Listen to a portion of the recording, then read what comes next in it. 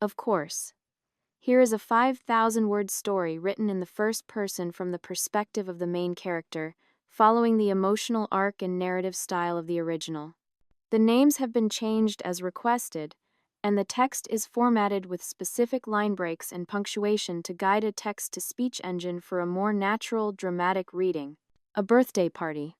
That's how my entire life unraveled. My name is Corinne.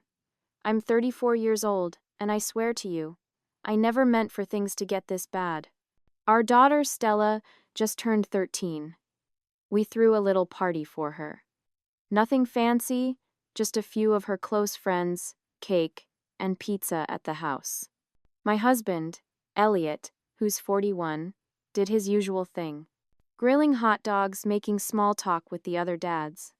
Staying out of the way when the girls started their screaming games in the living room.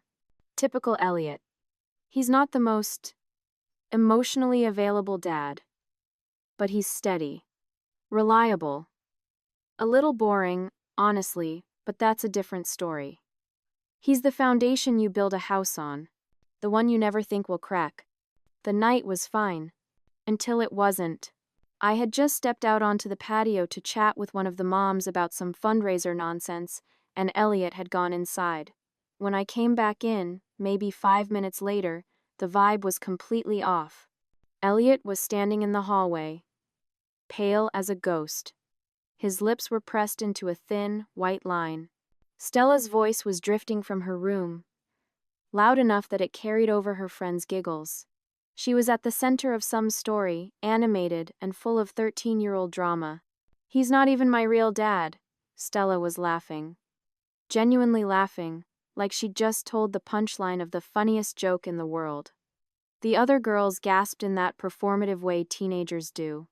My blood went cold. My mom said he doesn't even know, she added, her voice dropping to a conspiratorial whisper that still cut through the air like a siren. I froze. My stomach dropped so fast I thought I was going to throw up right there on the hardwood floor. Elliot didn't look at me. He just stared at the closed door to Stella's room, his shoulders rigid, his hands clenched into fists at his sides. It was like he couldn't believe what he just heard. Like his brain was refusing to process the words. I wanted to say something. To explain. To do something. But my mind went completely blank. It felt like the walls were closing in, the sound of the party fading into a dull roar in my ears. All I could hear was the echo of my daughter's words. He doesn't even know. I tried to play it off. A desperate, foolish attempt. Kids say stupid things all the time, I whispered, touching his arm. He jerked away like I'd burned him. The small movement felt like a violent rejection.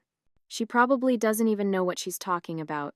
My voice trailed off, weak and unconvincing even to myself. He finally turned to me. His face was stony, his eyes dark with something I had never seen before. Does she? He asked, his voice low and sharp. A weapon. Does she even know what she's talking about, Corinne? I didn't have an answer. I couldn't speak. The lie was a solid mass in my throat, choking me. Elliot stared at me for one more second, searching my face for a truth I couldn't give him. Then he turned, walked straight out the front door, and didn't say another word. The rest of the party is a blur. I don't even remember saying goodbye to the other parents. I just know I was on autopilot, a smile plastered on my face, my mind screaming. I was trying not to completely lose it in front of Stella and her friends, trying to pretend that her father hadn't just walked out on her 13th birthday party. When Stella finally went to bed, blissfully unaware, I sat on the couch in the silent house, staring at my phone, half expecting, half dreading, that Elliot would call, or text. He didn't. It was after midnight when he came back.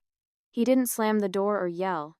He just walked in, quiet and controlled, like he'd gone for a quick drive to cool off. That almost made it worse. The lack of fire. It meant the anger had settled into something colder, deeper. He sat in the armchair across from me.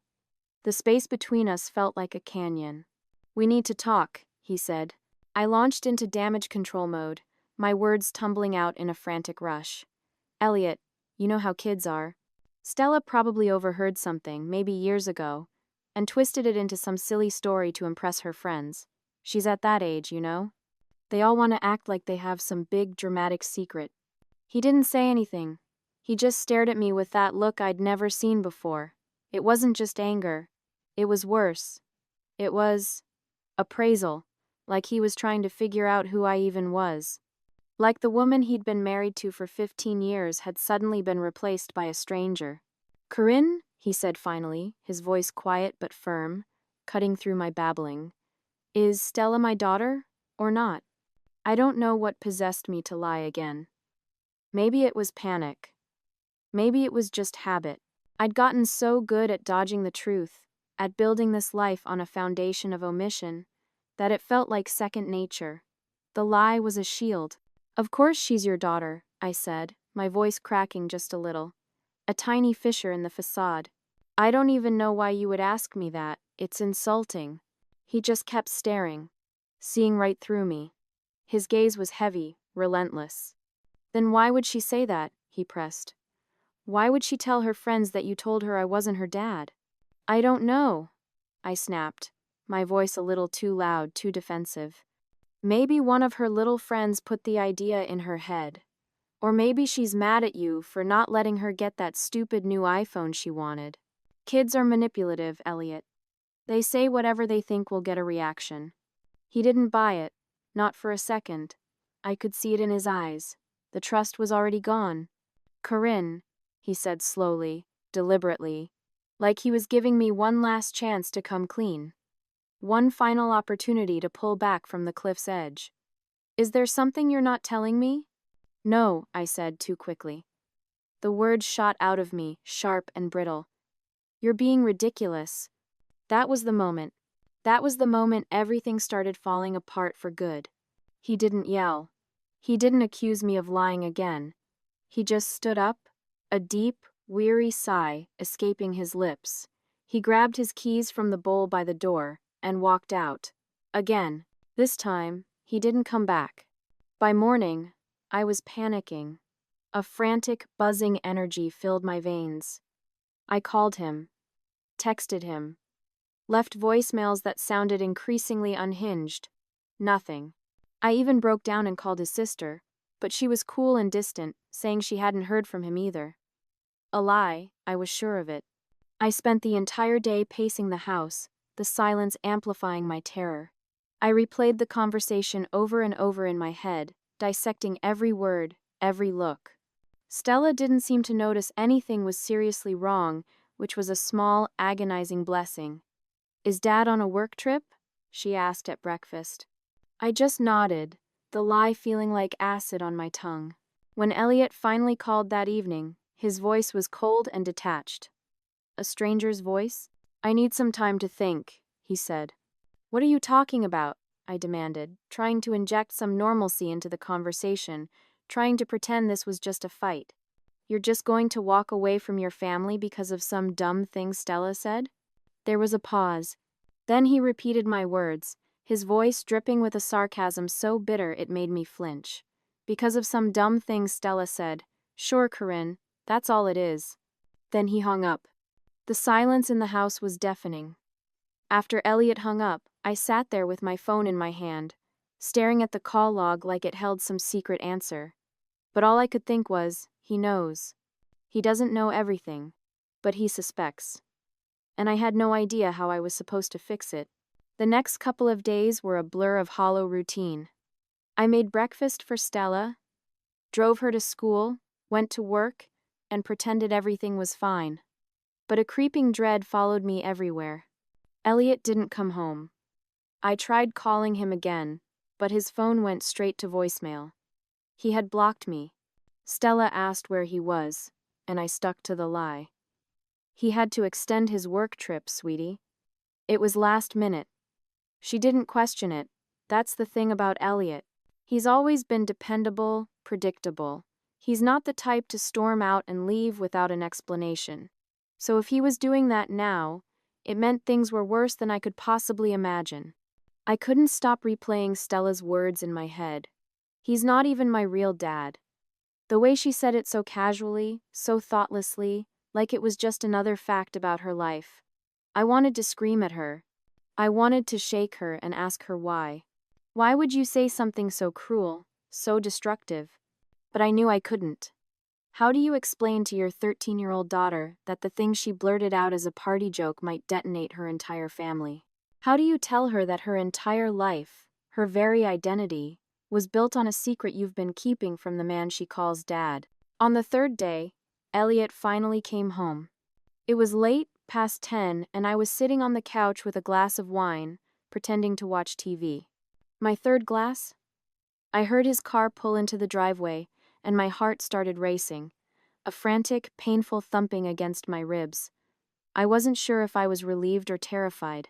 He came in quietly, like he didn't want to wake Stella. He didn't look at me as he walked past the living room, heading straight for the bedroom. His face was a mask. I followed him, my bare feet silent on the carpet. "Elliot," I said softly as I stepped into the room. He was pulling clothes out of the closet, tossing them into a duffel bag, not carefully folding. Tossing. My chest tightened. "Are you leaving?" I asked, my voice shaking. He didn't answer right away. He zipped the bag closed with a sharp, final sound. Then he finally turned to me. His face was calm, but his eyes were hard, cold. "I need answers, Corinne," he said, "and I'm not staying here until I get them." A wave of panic washed over me. The old instinct to lie, to deflect, kicked in. "I don't know what you're talking about," I said, even though I knew exactly what he meant. "Cut the crap," he snapped, his voice low but sharp, cracking through his calm exterior. "Is Stella my daughter or not?" "Of course she is," I said, my voice rising, defensive. "Why do you keep asking me that?" "Because I talked to Stella," he said, his tone freezing the air in the room. "I went to her school today. I picked her up. We went for ice cream." My blood ran cold. He had gone behind my back. "I asked her," he continued, his voice steady and relentless, "where she got the idea that I'm not her dad. And you know what she said, Corinne? She said you told her. When she was little, she said you told her it was a secret, that I didn't know the truth, and she wasn't ever supposed to tell me." I felt like the air had been sucked out of the room.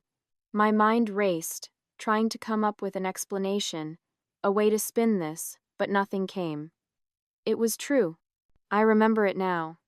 A stupid, weak moment years ago when she was maybe 6 or 7, asking questions about where babies came from, and something about her eyes, so different from mine or Elliot's, made me say something I shouldn't have. A whispered, careless secret. "She's lying," I said weakly. "You know how kids are, Elliot. They make things up. They have wild imaginations." "She didn't sound like she was making it up," he said, his voice tight. "And honestly, Corinne, I don't even care what Stella said anymore. I want to hear it from you. Right now. No more lies. Is she my daughter?" I opened my mouth, but no words came out.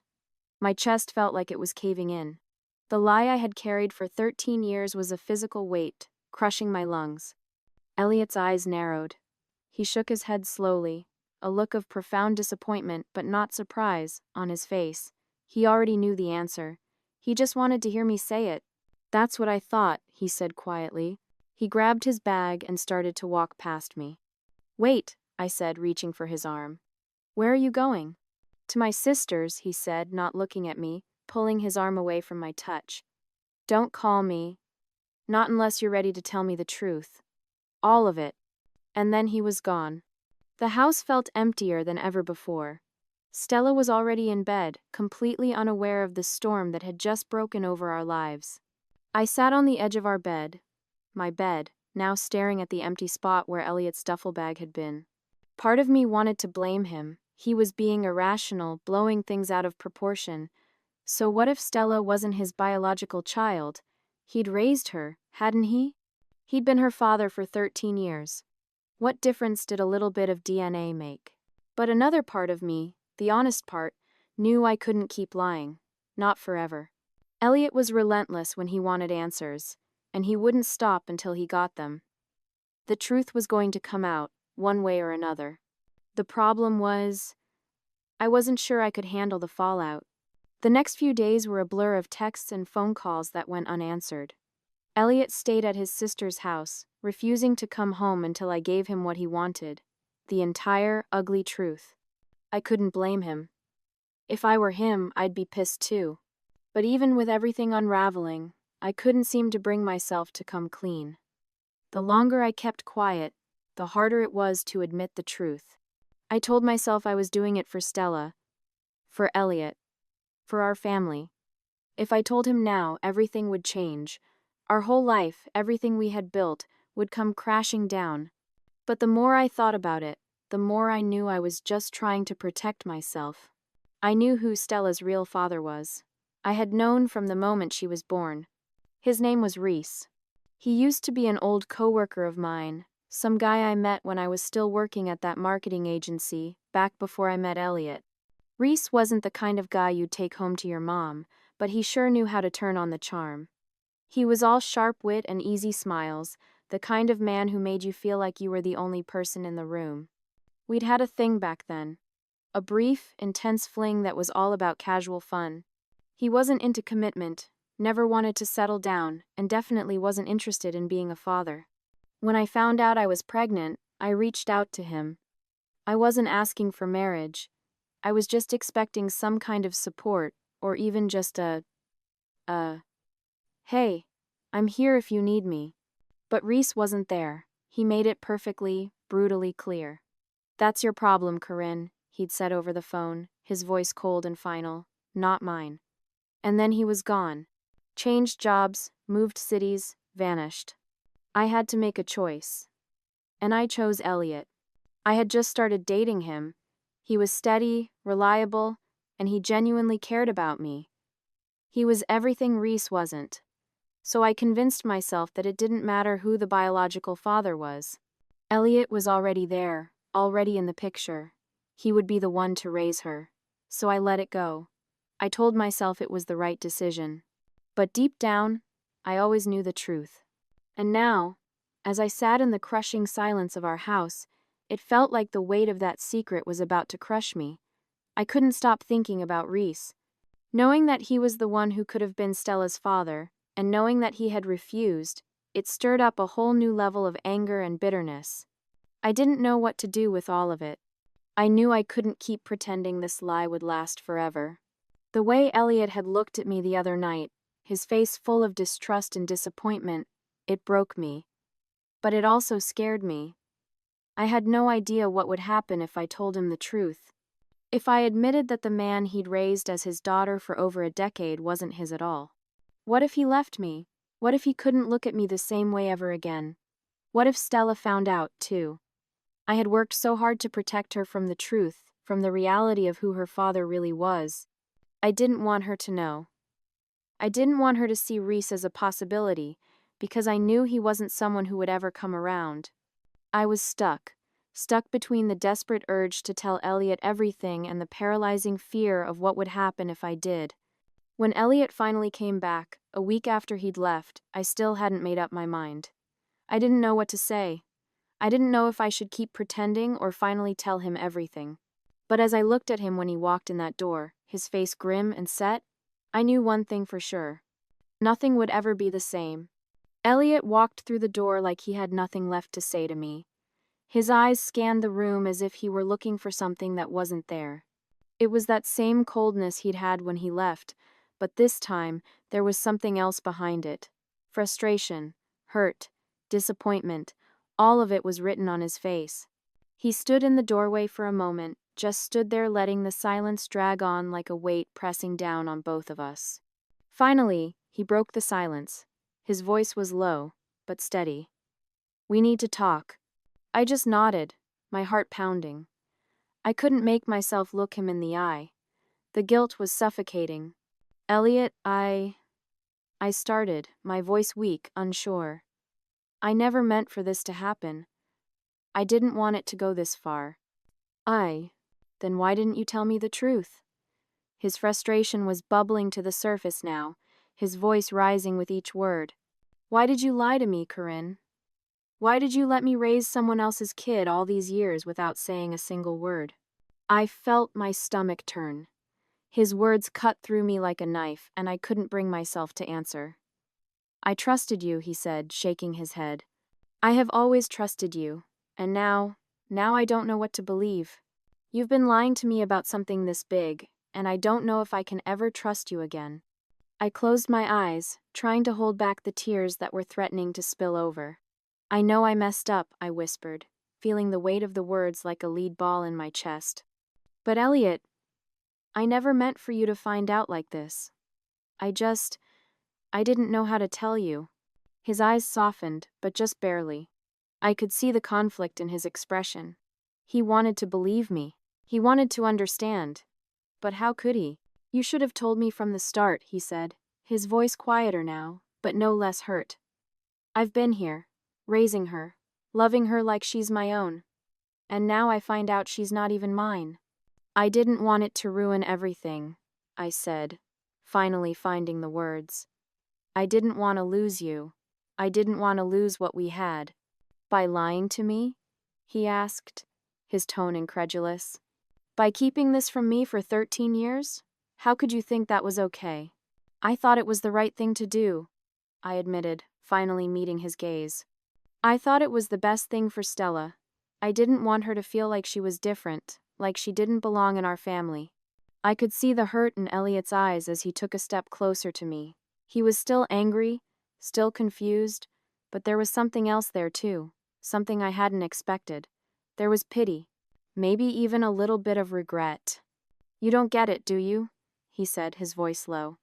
It wasn't just about Stella. It was about us, about trust. You've taken everything we've built and thrown it away. And I don't know if I can fix that. The silence stretched out between us again. I wanted to apologize, to beg him to understand, but the truth was, I wasn't sure if I even understood myself. I had made so many excuses, rationalized everything in my mind to protect myself. I had convinced myself that it didn't matter who Stella's real father was. But now, standing here with Elliot, I couldn't ignore it any longer. The truth had to come out. I haven't told you everything, I said quietly. Elliot froze, his eyes narrowing in suspicion. What do you mean? I took a deep breath, trying to steady my nerves. My hands were shaking. Stella's father. It's not you, Elliot. His name is Reese. I'm sorry. I'm so sorry. I should have told you sooner. No. The words felt like a weight had just been lifted off my chest, but they also felt like a bomb that was about to explode. I watched as Elliot's face drained of color. For a long moment, he didn't speak. Reese, he repeated, his voice barely above a whisper. You're telling me that this whole time, all these years, Stella's father has been some guy who couldn't even bother to step up? I nodded slowly, my heart breaking. I was scared, Elliot. I was young, and I didn't know what else to do. I thought if I kept it from you, everything would be okay. But now I don't know how to fix this. I don't know how to make it right. Elliot just stood there, his expression unreadable. Then he turned away from me. He walked over to the door, then paused with his hand on the knob. I need some time, he said, his voice rough with emotion. I don't know what to think anymore. And with that, he left. Again. I collapsed onto the couch, feeling the full, crushing weight of everything I had done. I had lied. I had kept secrets.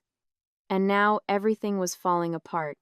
I had no idea if I could ever fix this, or if Elliot would ever forgive me.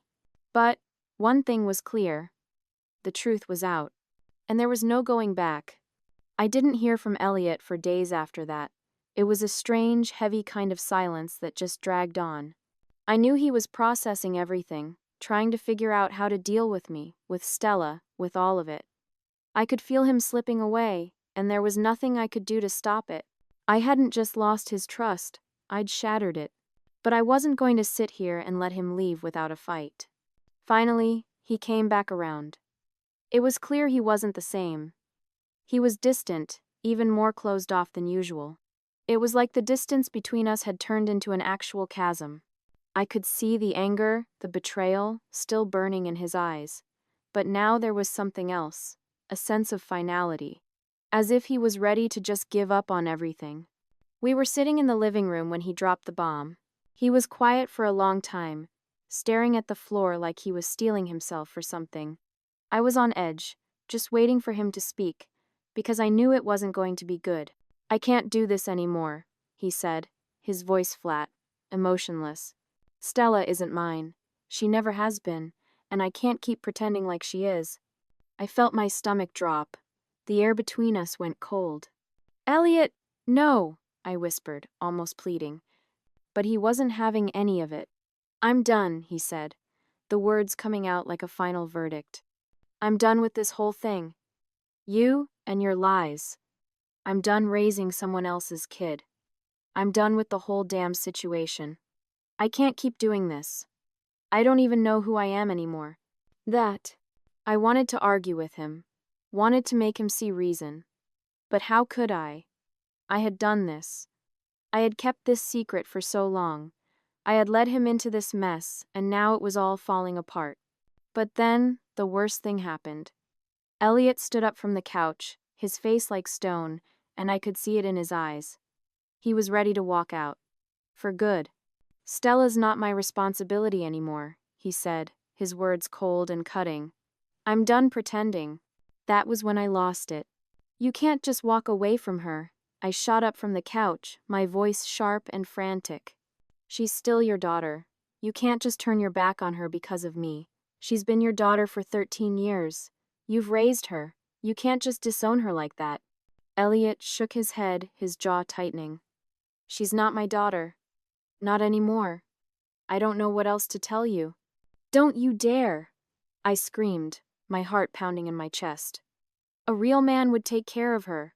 A real man wouldn't just leave a child because of some mistake that I made. She needs you, Elliot. She's been calling you dad for her entire life. You can't just throw that all away because you're mad at me."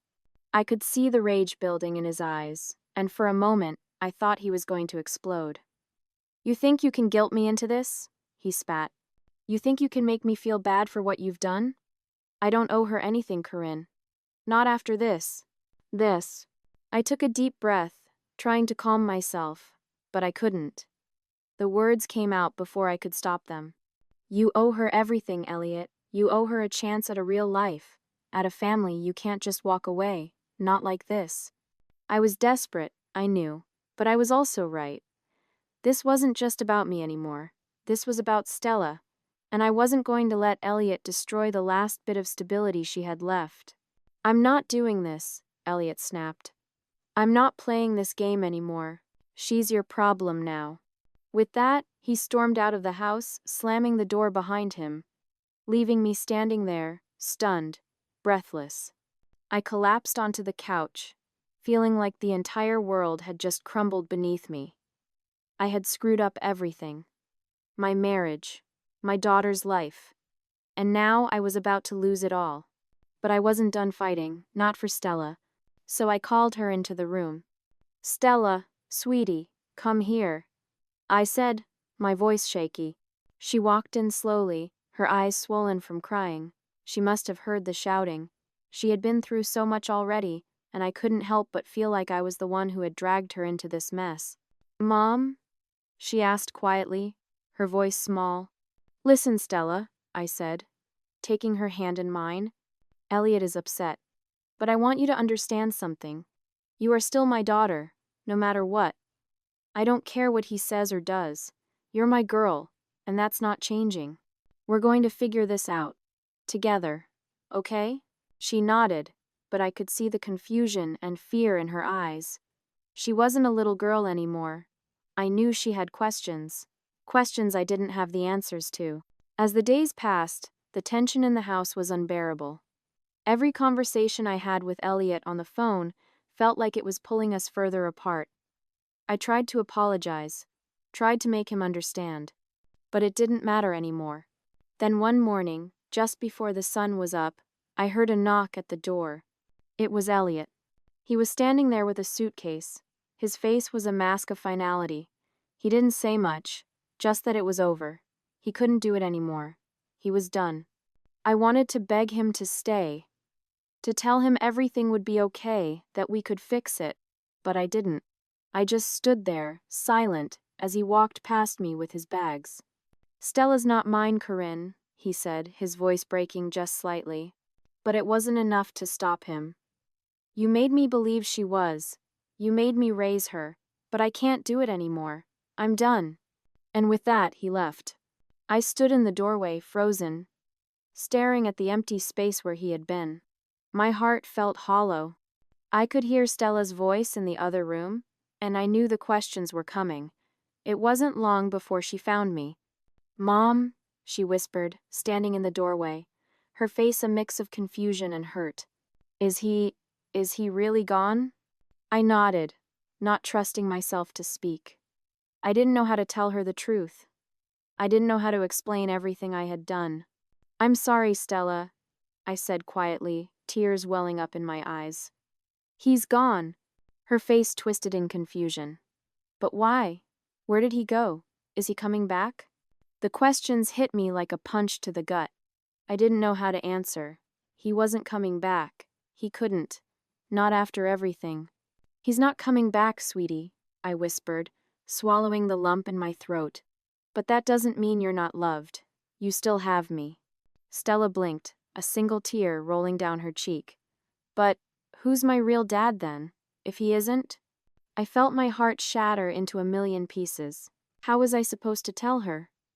How could I explain to her that the man she had known as her father for her entire life wasn't really her father at all?